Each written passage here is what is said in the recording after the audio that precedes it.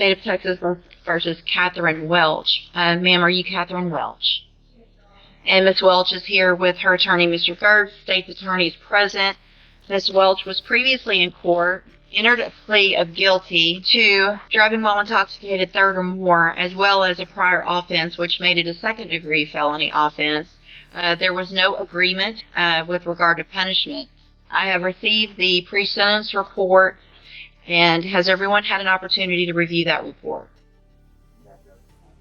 Are there any additions or corrections to that report? I'm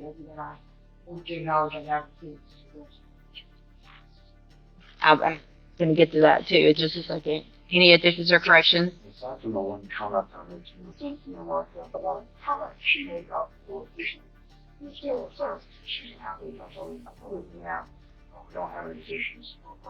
Okay. And Ms. Malfino has already stated, as well as I received the sentencing memorandum at 5:47 p.m. yesterday. I'm going to point that out for the record. Well, it was reviewed quite early this morning, but I did review it. Ms. Malfino, you've had time to review it as well? Okay. Other than that, I think you all should have a couple, there's only a few, but there were some jail incident reports that should have been provided to counsel. Did you both receive those as well? Okay, is everyone ready to proceed with sentencing then? All right, Mr. Gertz, do you have witnesses? I called you live. We have from the Dream Center, inquire about that. Call a few. Okay.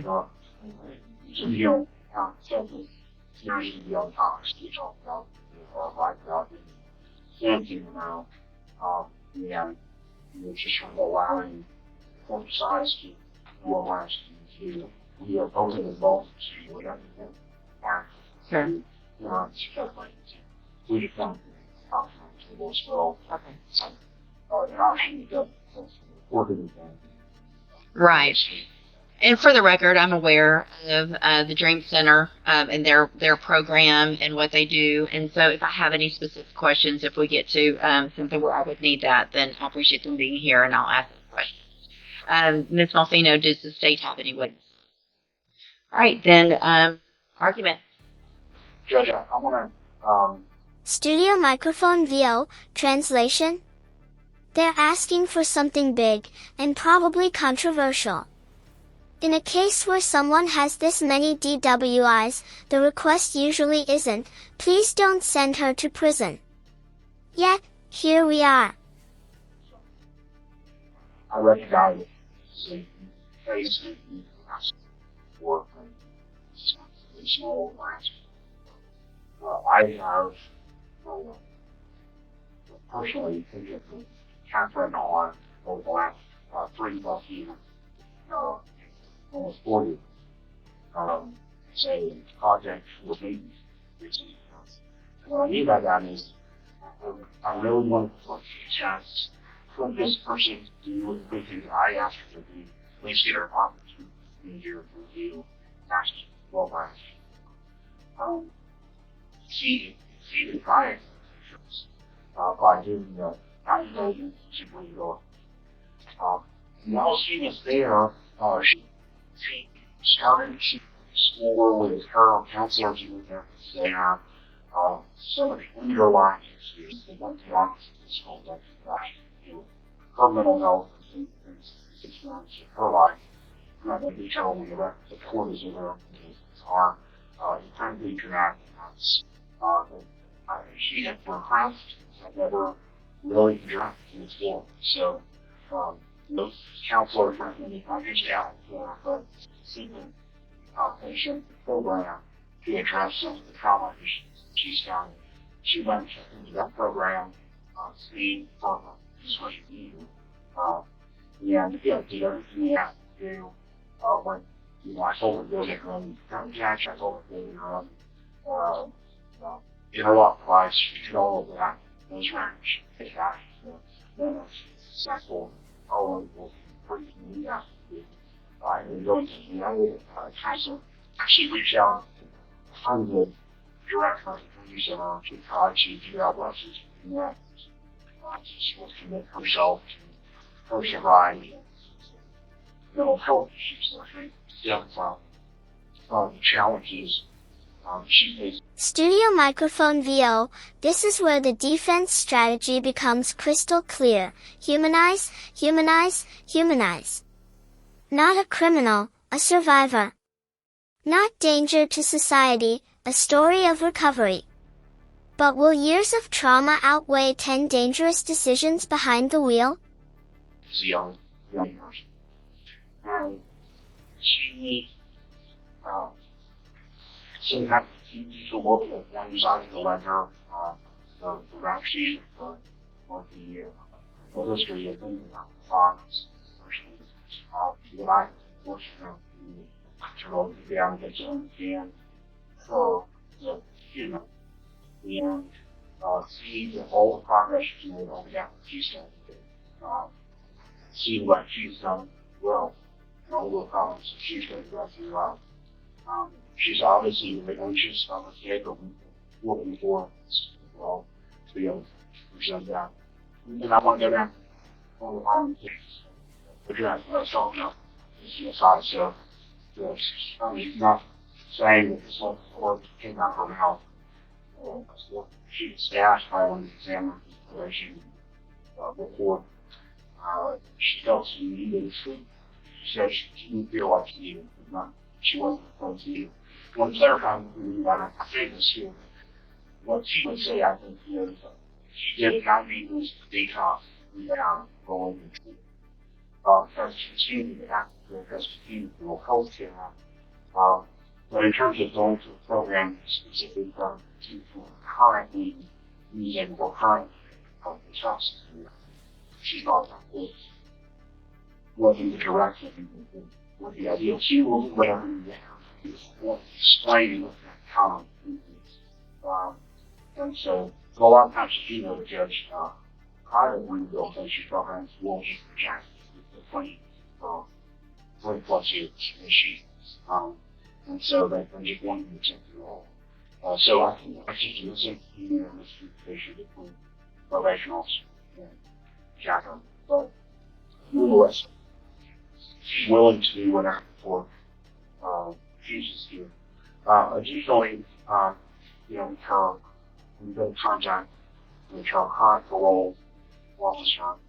They are willing to go on parole, instead of on here. Depending on what the court is here. And so that was encouraging as well. Same kind of conversations with them about her recovery, about her license. So it's encouraging side from them. And then finally, judges, we didn't want to focus too much on support community because this isn't just a run-of-the-mill thing. This is a different focus. You know, she is married, she has family, has recognized the impact that all of this has had on her relationships, strained on her husband, both financially, also emotionally, and she accepts responsibility for that, and is asking the court to consider this extremely rare position that we're asking the court to take here. And obviously, she's quote like her to the court. I'm not sure how. Okay, thank you. Ms. Martino?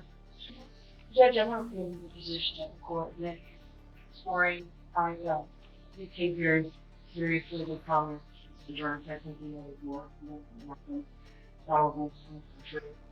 It's difficult for me as a police doctor, county, and state citizen or other races that to stand up and say I agree. So thank you. Yep. Different. Mr. Gertz said in the information and play the other side of the coin.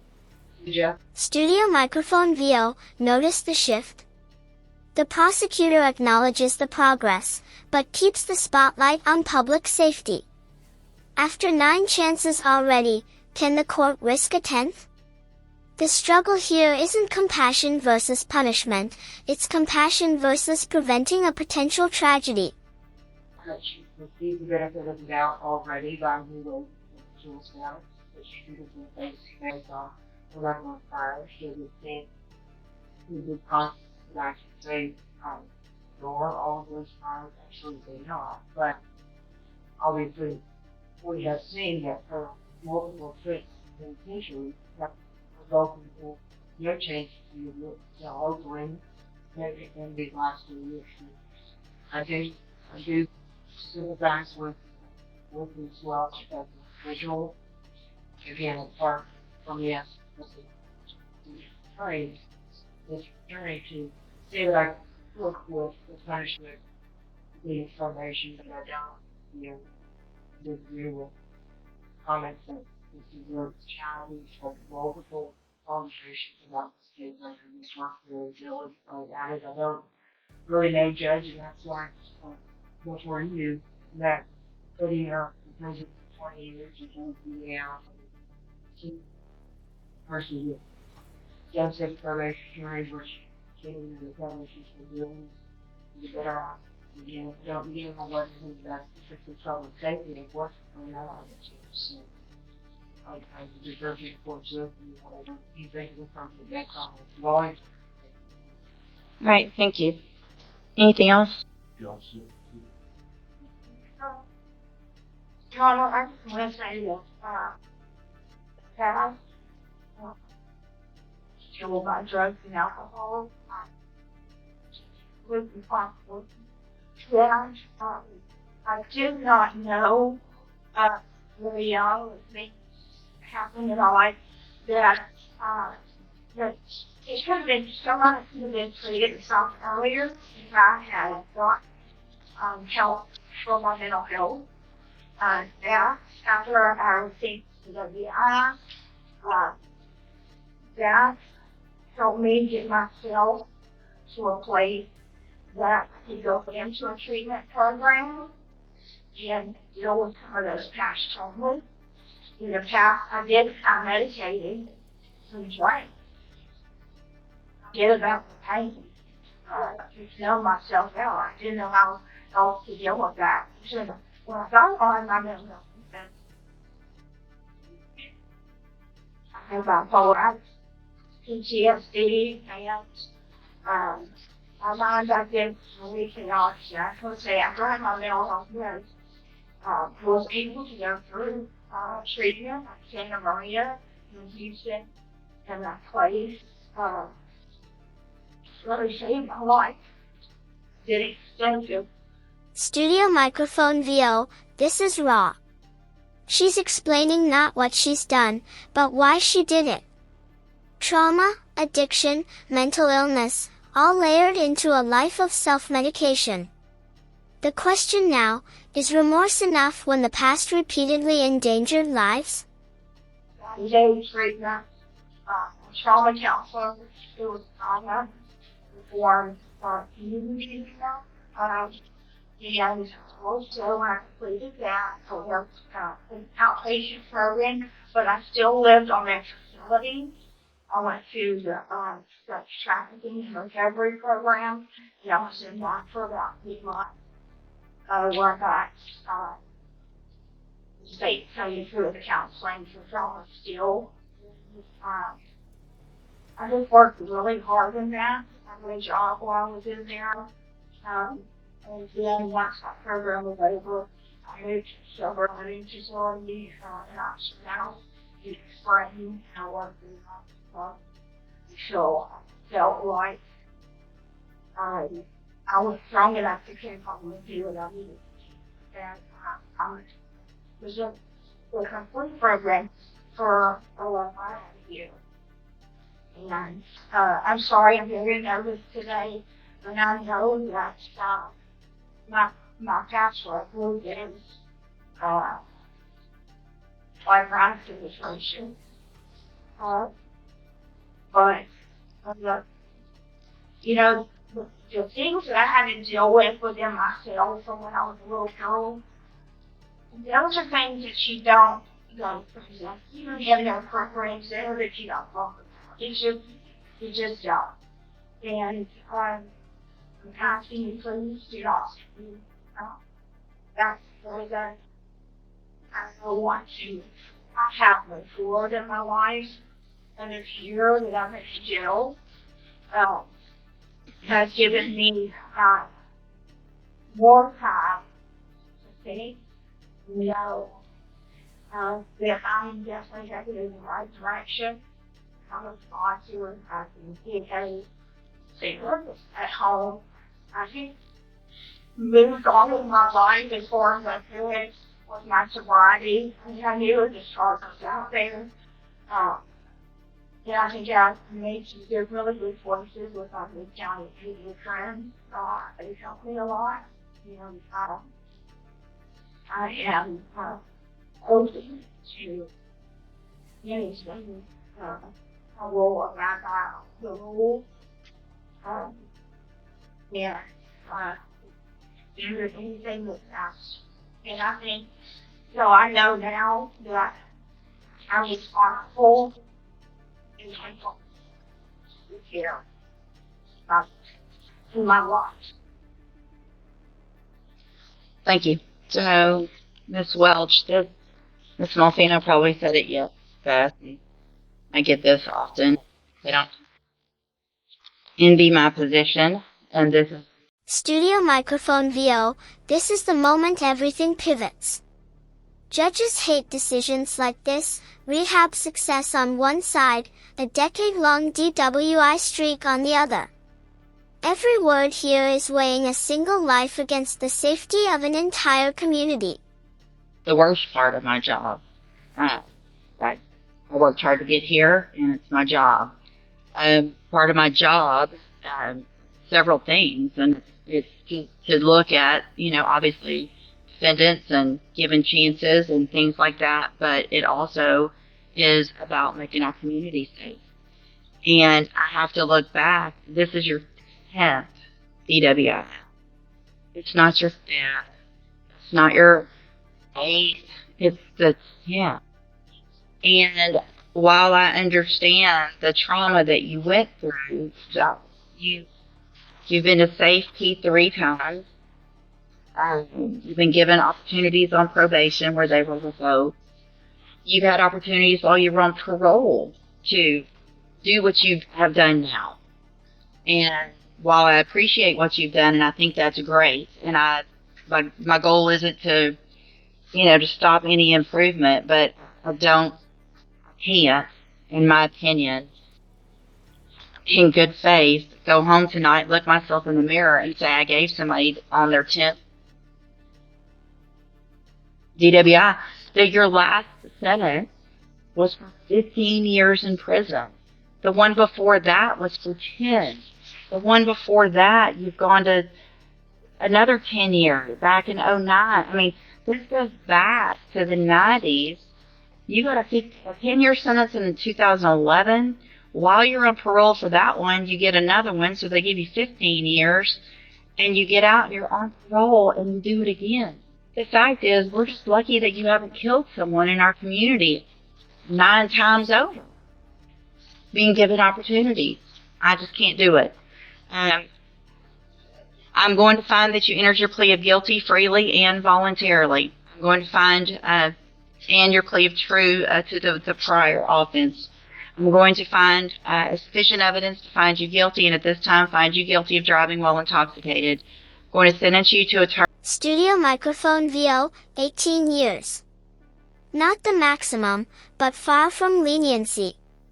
The judge's message?